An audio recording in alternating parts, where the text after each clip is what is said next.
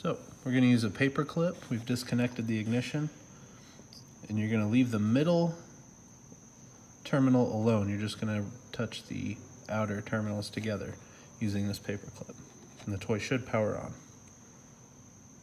Here, and